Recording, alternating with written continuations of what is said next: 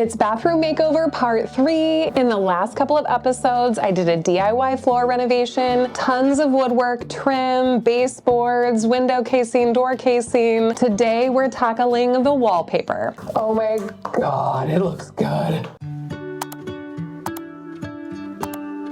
Hi. I'm Lindsay, a former teacher DIY renovating our 71-year-old ranch-style home in Seattle, one project at a time. I make videos about interior design so we can learn and style our homes together. I decided that I wanted a beautiful visual interest focal point in this room. The vanity wall needed wallpaper. I love the French modern style, so a toile seemed perfect. And at the end of the last episode, I revealed my choice, this absolutely stunning jungle-inspired toile with beautiful animals and organic plants and trees. The only problem, big problem, is our 1950s house has these dramatically textured walls. You might not see it in all the videos that I share, but I promise you close up, you can see the years and years, decades of DIYs, hole patching, and all kinds of stuff that has led to the relief that we have here. Some areas are better than others. The hallway is actually pretty decent, but the bathroom, especially the vanity wall, is among the most challenging walls. I'm really excited to try this skimming situation. So our first big task in this episode is doing a skim coat on the vanity wall so that we can completely smooth and level it out to prep it for the wallpaper installation. We have to let it dry for around 24 hours before we can put the wallpaper up. I'm gonna be using this plastic palette knife to scoop it out and basically just run a coat of this stuff. It's pretty lightweight over the entire wall. That also means I'm gonna have to do one of my least favorite things, turning off the water. I don't know why I hate this so much. I think it's because I can't turn off the hot water completely. There's a steady drip that happens, so I have to put a bucket down. It's not even that big a deal. It's just tedious, you know what I mean? But we're forcing ourselves. We're gonna get it done. We're gonna skim. We're gonna see how this goes. So we're gonna put down one full skim coat,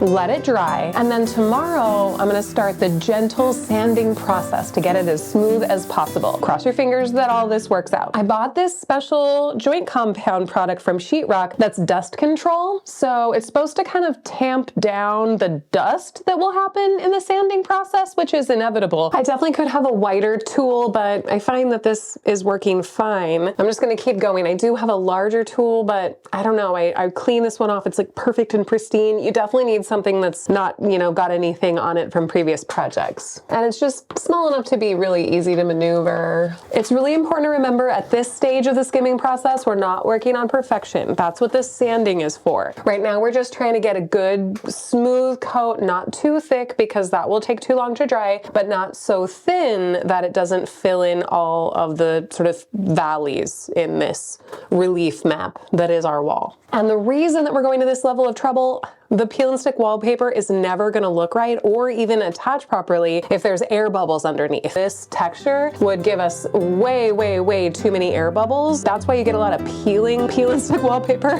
falling off the wall. Could be the humidity, which is a factor in this bathroom. The larger problem is probably the texture on the wall. The likelihood you're gonna have this problem might be small unless you live in an older home like we do. I'm definitely plumbing curious. Change out some of the old fixtures that might be causing things like this leak that should easily be avoided. But if this happens to you, wrap an old towel around it and then let it kind of trail into the bucket.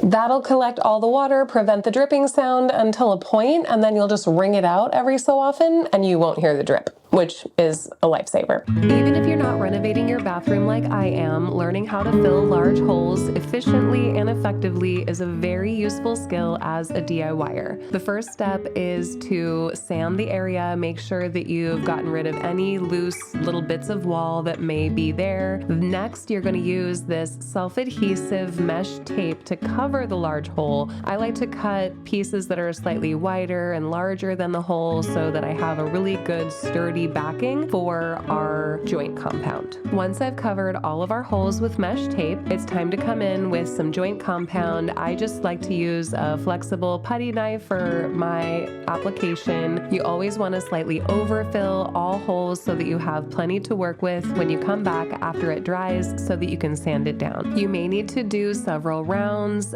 don't be afraid to go back in after your first sanding. This can generally take 2, even 3 rounds, especially based on the size and depth of the hole that you're covering. If you're patching a textured wall, you can also go in with a spray texture. Just make sure to source the right size for the match to your existing texture on your wall. In this case, since we're smoothing the wall for wallpaper application, I won't be doing any texturing, just sanding to fully smooth it. Now that all the holes are filled, it's time to move on to some door repair. There was a chunk knocked out of the door by accident, but luckily it's an easy solve. Using a flexible putty knife, fill the hole generously using plastic wood. Remember, we're going to sand it down later once it dries hard, so it doesn't need to be perfect right now, and you actually want to slightly overfill the hole so you have plenty of material to work with as you sand it down to a perfect flush with the existing door. I'm using a metal flexible putty knife, a quite small one this time, so that I can really get in there and be specific and strategic about where I put the plastic wood. Make sure to wait 24 hours before lightly sanding with a sanding block. I personally don't like to use an electric sander on plastic wood. I just want to be extraordinarily gentle and avoid having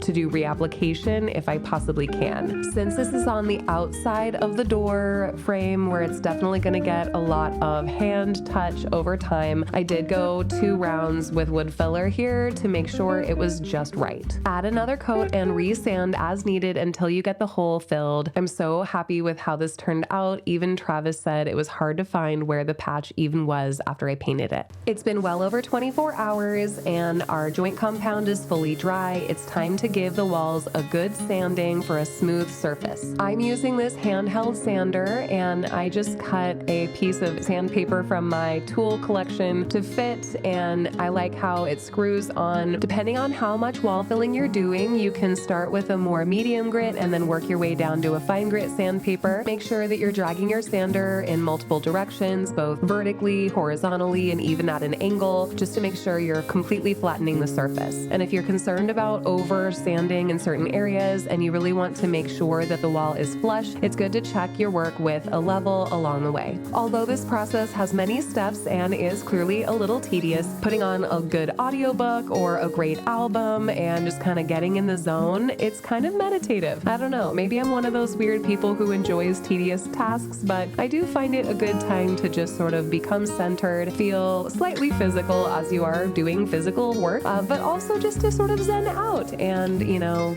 just get into the process of beautifying your home. If you're interested in trying skimming a wall, I highly suggest choosing one wall to try it out. See how you do, see if you can actually withstand the stamina to do it. For some people, it might be a little too tedious, but I definitely think it was way more cost effective to do it myself, and I could really make sure it was exactly the way I wanted it. Before I move on to the wallpaper, I want to make sure all the woodwork trim is as complete as I can get it. And one more little spot I need to fill is the area underneath and behind the vanity. Since the legs of our freestanding vanity will push directly against the wall, I ended the baseboards where it touches the vanity. The legs are going to touch the wall, and then there's going to be a portion between underneath that you're not going to see, but we do want to be filled. So I'm just using an extra piece of very simple woodwork trim that will fit under the vanity here, slightly shorter and less ornate than the baseboard since you're not going to see it anyway. Cutting it to size, and I'm going to slide it in here so it's completely finished underneath. Prepping woodwork for painting can be quite a chore, and caulking can be obnoxious, so here's some of the things that I've tried and the best things that have worked for me. First, I tried taping off all the areas around the gaps for caulking. I was concerned that having a lot of overage might spill over onto other pieces of the bathroom like fixtures, and I didn't want to risk having to clean those off later. So I taped off the floor, I taped off the tub, anything where the caulk might have a little too far overreach. After that, I went around caulking all the seams around the woodwork trim using a waterproof caulking specifically designed for wet spaces like bathrooms. I chose white because it works best in the bathroom space for my vision. You can also get clear caulking, or even wood tone caulking if you are trying to match a wood floor that borders what you're working on. I've always just used my finger for caulking, but honestly doing so much of my home at this point, it is beyond annoying. So I'm testing out some new caulking tools. I found affordably at my local hardware store this little set of a caulk pulling tool and then also a caulk removal tool. I found both super useful and it's just a game changer. This rubber 90-degree angle fits nicely into corners, smoothly pulling away all the excess and keeping my hands clean. And of course, I could waste 1,000,001 paper towels in this process, but I found that using one Ziploc bag worked so great for me. I just turned it inside out and almost like you're using a dog poo bag, sticking your hand on the inside of the bag and then collecting all the excess caulking from the tool in the bag. And then once you're done, you can just fold it out and close it and toss it, or even keep it for later for the next round of caulking, because let's be honest, caulking takes forever and I find that I'm doing it over many, many days, not usually in just one day. Loving this tool, and I now feel like I can get the perfect caulk line every time without a lot of stress. I no longer really need to tape because I found that the tool did a better job anyway, and overall I finally feel like I don't dread caulking, or at the very least I feel confident in doing it really well. Painting woodwork can also be a lengthy process, so be patient and take your time. First, I prime using my favorite primer. After that, I do a light sanding with a sanding block before going in with our semi-gloss paint. I'm using Benjamin Moore Chantilly lace on woodwork throughout the bathroom and throughout most of the house, and it's looking gorgeous. And finally, before I can put the wallpaper panels up, I took a moment to clean the wall and give it a quick priming. Wow, once I paint the wall, you can see just how smooth I was able to get it. I'm pretty proud of that. Hopefully that'll mean a good installation for this wallpaper. I need to make sure that it has a smooth and clean surface before trying to adhere the wallpaper.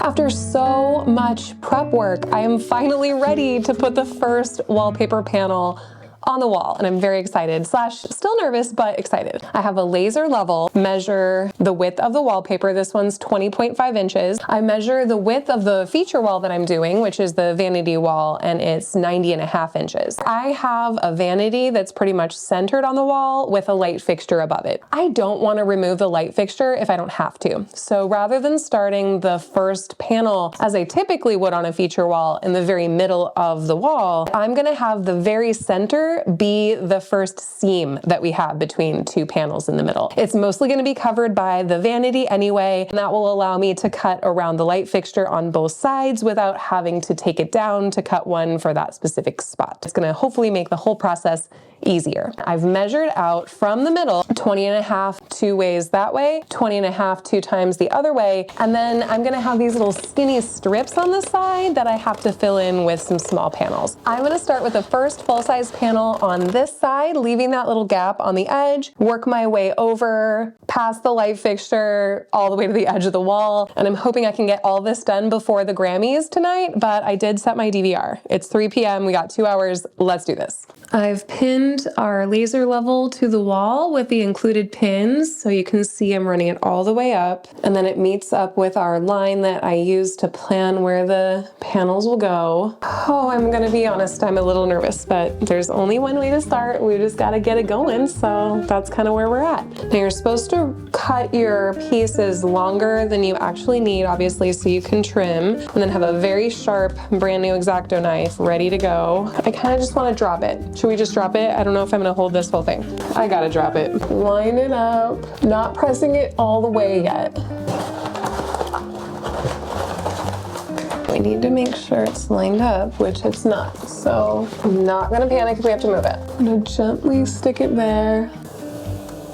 All right, we've got a really solid start now on the level line. We've got the roller tool we also use for the peel and stick floor.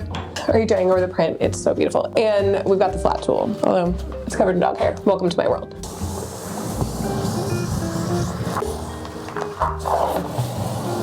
Oh, the flat wall surface is coming through. That is definitely helping us. Oh my God, it looks good. Oh my gosh, I'm dying. It's so pretty. Okay, we're gonna wait till the end to come back and do our trimming. What's nice about an organic print too is if we get slightly off level, it's not really gonna matter. Like, people aren't gonna look at it that close. So I'm just gonna continue to peel and then just checking that we are still on the level. We're gonna brush into the level line, right? We're trying to stick with the level line. Oh, always kind of adjust if we need. Kind of brush down diagonal, down diagonal. Oh my gosh, it makes the room feel so tall. With a bold print like this, you can't always see the bubbles, the air gaps, so you really have to just feel around. Keeping it on the level, baby, yeah. A laser level is a must for this job. I don't think I could have ever done it without this laser level. When you're prepping, make sure that you paint the ceiling color or the wall color, both really, on all the perimeter edges of your accent wall, and make sure that it's about 1 inch in case anything goes wrong when you're doing your little cuts along the ceiling. There won't be some sort of weird white gap. I just ran my X-Acto knife along, and then the most exciting part, the peeling process. Hopefully my cut is good. Just gonna gently peel it back.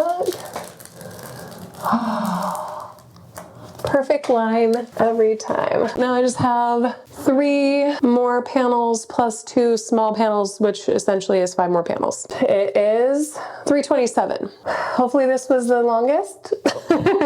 I want slow love, uncomplicated touch, stable as we go, consistent as we grow. I want slow love, no need to rush. I'll say it in my dreams, strange as it may seem. I reminisce the codependence, the games that we played, lost our minds. So maybe you could stay, 'cause you got me thinking that possibly I've changed. I need slow love, yeah, the real one. I've seen it in my dreams, strange as it may seem.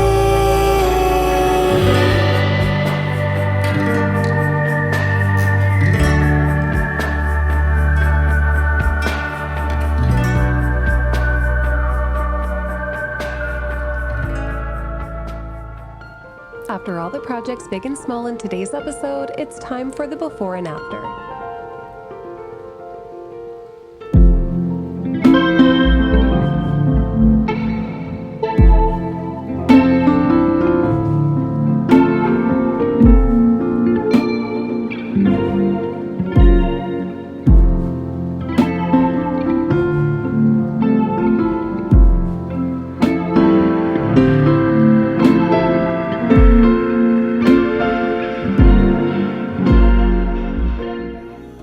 Hope you've enjoyed this crazy bathroom glow up. We have a few more projects to do, but in the meantime, check out my mini den makeover. I did a 24-hour makeover on the space using things we already had around the house. I completely transformed it. It's so much cozier. I can't wait to hear what you think. Happy decorating.